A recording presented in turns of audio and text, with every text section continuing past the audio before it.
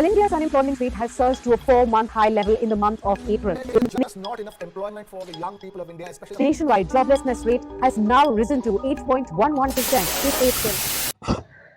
Unemployment एक ऐसा शब्द जिसे सुन के ही नेगेटिविटी आ जाती है। यूजलेस, नकारा, निकम्मा, ये सब तो ऐसे वर्ड्स हैं जो कि इसके ही पर्यायवाची बने हुए हैं कि अगर इंसान जॉबलेस है, इंसान अनएम्प्लॉयड है तो वो यूजलेस है। अगर वो जॉब नहीं ले पा रहा तो यार वो कुछ नहीं कर सकता। कोई ये नहीं पूछेगा कि तुमने कितना ट्राई किया, तुमने कहाँ अप्लाई किया, कोई नहीं पूछेगा। The main thing is and result कि क्या तुम्हें जॉब मिली, नहीं मिली तो तुम यूजलेस हो। वेटिंग का स्कोप ही नहीं है। We should normalise waiting. मैं ये नहीं कह रहा कि निकम्मे बन के घर बैठ जाओ, कुछ मत करो, अप्लाई ही मत करो, मैं ये नहीं कह रहा। मेरे कहने का मतलब है कि अप्लाई करो, लेकिन अगर वहाँ से रिस्पॉन्स नहीं आता, अगर वो लोग कहते हैं कि we'll see, we'll let you know about it, कोई बात नहीं, फिर से अप्लाई करो। लेकिन इन सब के साथ भी अपने आप पे वर्क करना मत छोड़ो। और अपने आप पे वर्क कैसा, मैं इससे पहले कि ये बताऊं कि ये क्या है, क्या कॉन्सेप्ट है ये, उससे पहले मैं आपको बताता हूँ कि एक्चुअली अनएम्प्लॉयमेंट क्या होती है। सिंपल लैंग्वेज में अगर कहा जाए तो unemployment simply refers to a situation where कोई ऐसा इंसान जो कि केपेबल है of doing a work, capable है and is willing to do a work, is not able to find a work. जो करना चाहता है काम, जो कर सकता है काम, लेकिन उस पर काम नहीं है, उसे सिंपल लैंग्वेज में अनएम्प्लॉयमेंट कहते हैं। तो ये तो है डेफिनेशन की बात। ऑब्वियसली सबको पता होती है डेफिनेशन, ये सबको पता होगी, नहीं पता होगी तो अब जान लो। तो मैं कोई इसका एक्सपर्ट नहीं हूँ, मैं कोई साइकोलॉजिस्ट नहीं हूँ, मैं कोई मेंटल उसका वो नहीं हूँ डॉक्टर, लेकिन मैं इस फेस से गुजरा हूँ, इस वजह से मुझे थोड़ा बहुत एक्सपीरियंस है, वो मैं यहाँ पे शेयर कर रहा हूँ। तो जब ये टाइम होता है कि आप अनएम्प्लॉयड होते हैं, आपके ये सिर्फ ये नहीं होता कि आपके पास काम नहीं है, इसका काफ़ी असर पड़ता है आपकी मेंटल सिचुएशन पे, आपकी फिजिकल सिचुएशन पे, क्योंकि उस इंसान का कुछ काम करने का मन नहीं करता। पॉइंट ऐसा आता है जब वो इतना हार जाता है उस सिचुएशन से, उस कंडीशन से, कि वो गिव अप करता है या फिर गिव अप करने की सोचता है एटलीस्ट। तो उस टाइम में आप कैसे डील कर सकते हैं उस चीज़ को, तो कुछ ऐसे स्टेप्स हैं जो आप अपना सकते हैं, जो मैंने अपनाए थे, जो कि मैंने काफ़ी अलग अलग जगहों पे देखा था, पढ़ा था। सबसे पहला है सेट योर गोल्स। आप कहोगे कि यार बड़ा ये तो चीज़ है कि ये बड़ा सिंपल चीज़ है। Set your goals. आपको गोल्स में क्या सेट करना है, तो वो सिंपल है कि अगर आपको पता नहीं होगा कि आपको जाना कहाँ है, तो आप कैसे उस जगह तक पहुँचोगे। तो वही ये सिंपल चीज़ कि अपने छोटे छोटे गोल्स बनाओ, कि जैसे आप सुबह अगर उठ रहे हो तो अपना गोल रखो कि मुझे इतना टाइम तक उठना है। तो आपने गोल अचीव करा तो आपको वो अचीविंग वाली फीलिंग आएगी। आप सुबह उठते हो, अपना बेड खुद बनाइए, अपना ब्रेकफास्ट खुद बनाइए। तो ये क्या हुआ, ये छोटी छोटी चीज़ें हैं जिससे आपने फील आएगी कि आपने कुछ अचीव किया है। तो वो जो मेंटल एक स्टेट होती है उसमें हेल्प मिलती है इस चीज़ से। दूसरा है क्रिएट अ रूटीन, कि अपना कोई भी एक रूटीन पकड़ो, वो रूटीन को अमल करो, वो रूटीन पे रहो। कि अगर आपको सुबह इतने बजे उठना है तो आप उतने बजे उठो। आपको एक चीज़ करनी है, इतनी जगहों पे अप्लाई करना है। यार मैंने सोचा है कि मैं 10 जगहों पे अप्लाई करूँगा आज, तो आप उन 10 जगहों पे अप्लाई करो। तो आपने जो सोचा है अपना वो चीज़ करो, ठीक है।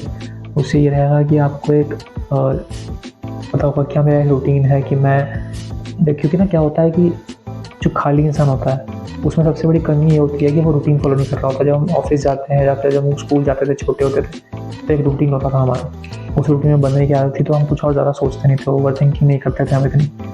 इस वजह से जब जैसे जैसे हम बड़े होते हैं हमें वो रूटीन छूट जाता है।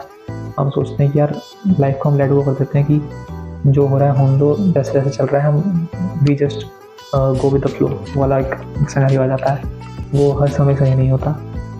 तीसरा है सबसे important, you have to stay positive. कि अपनी, जैसे मैंने बताया था पहले भी एक उसमें, कि ग्रैटिट्यूड दिखाओ, अपने एक जनरल बना लो, उसमें चीज़ें लिखो, जो थॉट्स वगैरह हैं वो थॉट्स आप उसमें लिख सकते हो जनरल के अंदर। अपने जो माइंड में वो चल रहा है वो चीज़ें लिख सकते हो। दूसरा प्रैक्टिकली भी अगर सोचा जाए तो यार तो जॉब अगर नहीं मिल रही तो हो सकता है कि आपको कुछ कमी हो, या आपने कोई चीज़ सीखी ना हो, या फिर हो सकता है कि आपने कोई चीज़ दूसरे इंसान में ज़्यादा थी, आपके में कम थी, ठीक है। तो आप उस चीज़ को देखो अपने रिज्यूम के अंदर, उस चीज़ को अपने अंदर देखो, ठीक है, और उस चीज़ को लर्न करने की कोशिश करो कि अगर वो कोई स्किल है तो उसे आप स्किल को सीख सकते हो।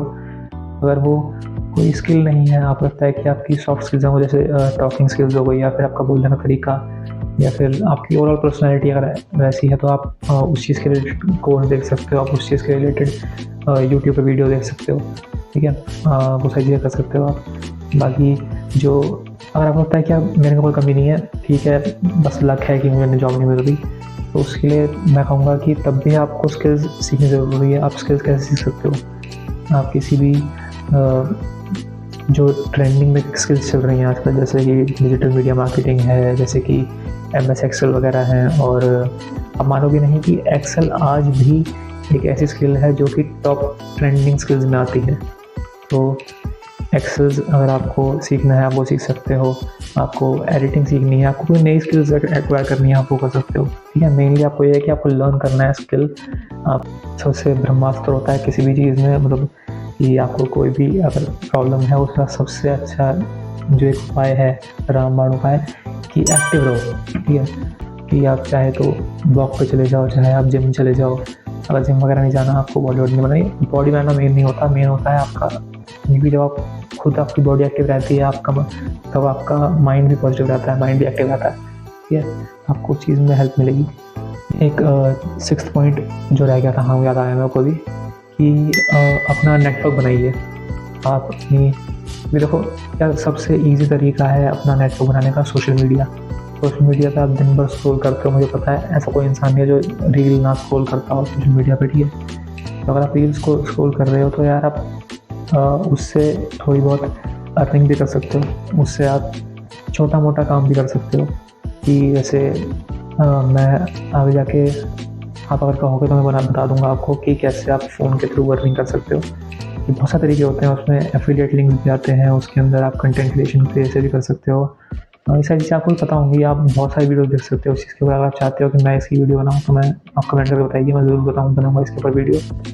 एंड आप मुझे पर्सनली मेरे को बता सकते हो कि आपको अगर कोई एक स्पेसिफिक चीज़ के लिए हेल्प चाहिए तो आपका भाई है, आपको भाई आपका हेल्प करेगा, ठीक है। मैसेज जितनी हो पाएगी I will definitely help you all, ठीक है। मैं भी उस फेज़ से गुजरा हूँ तो मुझे पता है कि वो फेज़ कितना मुश्किल होता है, वो कितना हावी पड़ता है आपके मेंटल स्टेट के ऊपर, आपकी फिजिकल स्टेट के ऊपर। तो इस में आपकी मैं जितनी हो सके उतनी हेल्प करना चाहता हूँ।